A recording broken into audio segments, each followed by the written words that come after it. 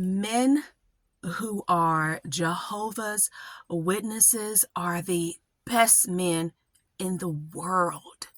You can't get no better. Like there's nothing above that.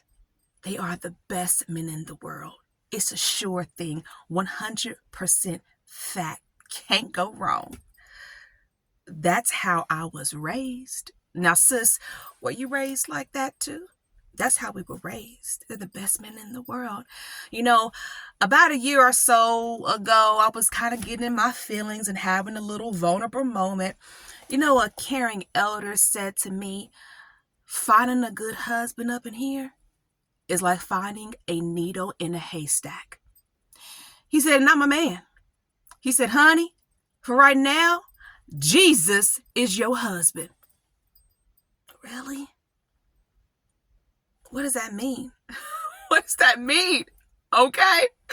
I am the only girl. Okay? You understand that? I'm the only girl out of all of my grandmother's grandchildren. So what I'm saying is that whole side of my family, my dad's side of the family, is all witnesses from my grandmother down.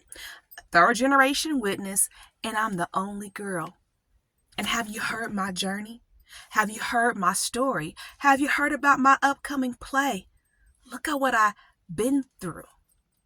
Why? How? Let's get into this video. Hey, I am Mira Cassidy, empowerment coach, religious trauma specialist, motivational speaker, writer, and you're watching Sisters Living with Religious Trauma Syndrome. I'm starting this channel, starting this show, and you're going to see me grow, okay? Let me give you a disclosure. I do not represent the Worldwide Association of Jehovah's Witnesses. This is an independent coaching business, an independent coaching platform, and once again, it is coaching. It is not therapy. But let's get into our topic of conversation today. Is that how you were raised, sis? Before I get too far into this, let me go ahead and say one thing. There are definitely a lot of good men who are Jehovah's Witnesses. There are. You know, and there are women who've been through what I've been through, who had the blessing of meeting another man inside of the organization who just was, you know, what to say, they're Prince Charming, right? They have a great marriage, you know. Hey, they're happy. Good, sis, because you deserve that. You deserve that. But see, what the fear is and what happens to a lot of us is, yes, we end up never getting married again, right? Or what happens to a lot of women, and this is across the platform, it's very disturbing. You end up marrying another abuser. Like whatever happened, right? You know what I mean? Some women never get out, right? That's how they live, right? Death is the only way they get out, which is so unfortunate. But, what's scary is even with the things that I've seen in my journeys, networking and meeting other people and people that, I'll say, I'm trying to be careful about how I say this because someone that I know and I care for very, very much, unfortunately, older woman, very, very educated and is in an unhappy marriage. And you think to yourself, but it happens, right? It happens. Why? Because remember, when you're dealing with abusers who are master manipulators and narcissists, a lot of them get better with age. So as you're aging, they're getting better too. They be Michael Jordan of lying. Okay. So, unfortunately, many women end up in another abusive relationship. So don't let that be you, right? Heal, right? Do the work, heal. Let me say this. Thank you so much for all of your comments. They are greatly, greatly appreciated. I'm learning from you. So thank you for all of your comments, even the constructive criticism. Thank you. Keep them coming. Keep it coming. If you're just being mean, and some of the comments from men who clearly hate women, those just get deleted because there's no purpose. It serves no purpose. You're just being mean. But thank you so much for your comments. So Miss Olivia, I wanted to give a shout out to you. I'm a little late on responding back to comments, so please be patient with me. But I'm going to get to your comments. Thank you so much. They matter to me. And you guys are helping me be better. You're helping me grow. So thank you so much for the feedback from all different pathways, right, in this scope. I've learned from you. So thank you so much for your comments. Yes, Miss Olivia, you are right. I deserve better. Right? I didn't deserve none of this. There is a man out there who would treat me better. You know what? And like I said, there are good men out there. And there's good men. Let me be clear. There's good men out there, period. Right? Not just what Jehovah's Witnesses. Let me clear that right on up. There's just good men out there, period. No matter what you believe in. Hey, there's even good men out there who are atheists. They're just good men. So let me just say that, right? I know I'm an empowerment coach, but just because I'm an empowerment coach, it doesn't mean that I'm out here trying to be like some type of alpha female or something like that. There are good men out there, right? But I've decided after everything that I've been through, I don't want to get married again. No, thank you. I've been through too much. It's like, no, thank you. And just the disappointment, of the experience growing up around, all men. Right? All witness men. And, seeing how unfortunately, my cultural family dynamic, which I'm learning more about, and I'm going to go into this in future videos, basically, really, no. I grew up in an abusive witness family, and then I married into an even worse one. And that's what happens to a lot of us too, right? We're marrying what we know.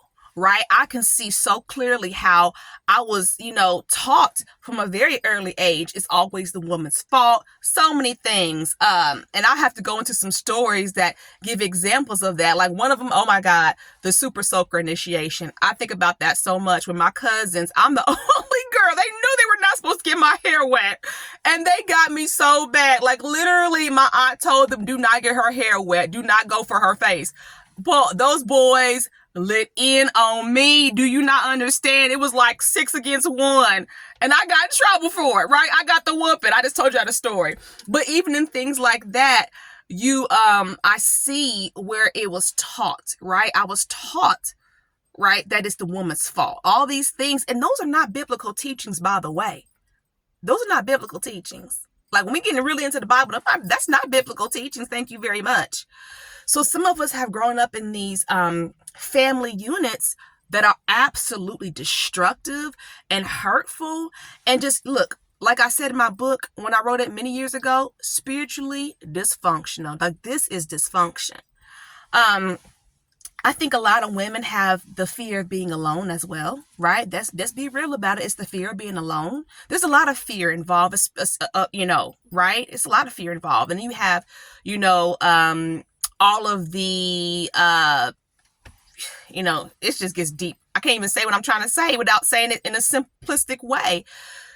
Being a witness is difficult is what I'm trying to say, right? If you're being mistreated, especially for women who are being abused, you have that fear of being alone. I went through that, definitely that fear of being alone. It was a very tough decision to get out of my marriage, but I wasn't going to die, nor lose my children, because we went into some very, very deep stuff where that was even a threat at one point. Like, if you do not keep your kids safe, then they cannot be around either one of you. So definitely, and he's hearing all this and you will not change your behavior. Like, we could lose our kids. So there's a lot of fear involved. As a matter of fact, my ex, when we were going through the whole situation, right, I filed for divorce and all of that. He even told me that if I didn't take him back, I was never going to get married again. I was going to end up like all the single sisters who go to weddings wishing they had a husband. I was going to end up like his mama. So in his opinion, you better take me back. And it's like, you know what? I'd rather be by myself than have you hurt me. No, thank you. And I really am happy single. Like if I was to get married again, yeah, it would absolutely be Jehovah. Like he'll be like, no, this is what I said I want you to do. I just truly am happy. I'm not against marriage, it's just that I'm just happy. And then it's like you get on this side of, the things, and you learn different things and you heal, and you're like, something, I thought that marital bed was on and popping. And you was giving me the best you cannot, baby. Like Anita Baker, like, wait a minute. What's going on here? And you know why? Because he was too busy with Computer Love. Have you ever heard that song? Computer Love.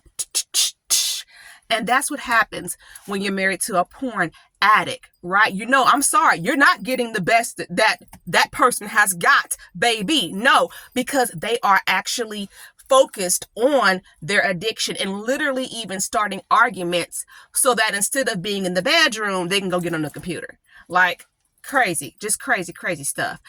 So what I will say today is that there are definitely good men out there. But when you've been raised like that and you've gone through what I've gone through, telling 17 elders that I'm being physically abused, like now the elders who are in my life, they get it, right? And that's a blessing, right? I have to remember not to take out that justified anger on them, but it's so frustrating. And when you're taught that these are the best men in the world, what are we saying here? What are your thoughts? Drop your comments below. Don't forget about my group coaching that starts December the 3rd, every other Tuesday from 7:30 p.m. to 8:30 p.m. Eastern Standard Time. This is a virtual private group coaching that we're going to do. And we're going to do the work. And remember, it's for women who identify as Jehovah's Witnesses who are choosing to still figure out what this means. What is this pathway called when we are holding on to our faith and dropping the religion, so to speak? And a lot of people get alarmed by that, but it's the pathway that you go and the way it looks for you. Some of us cannot go to the hall. We can't go. We've been traumatized. We have religious trauma and religious trauma syndrome. So what are our options? And there's different pathways. And this is the pathway that I choose to practice in. Okay? So definitely contact me if you have any questions. Contact me to sign up or sign up in this form below. And I will see you Wednesday. Have an awesome, awesome week. Thank you so much.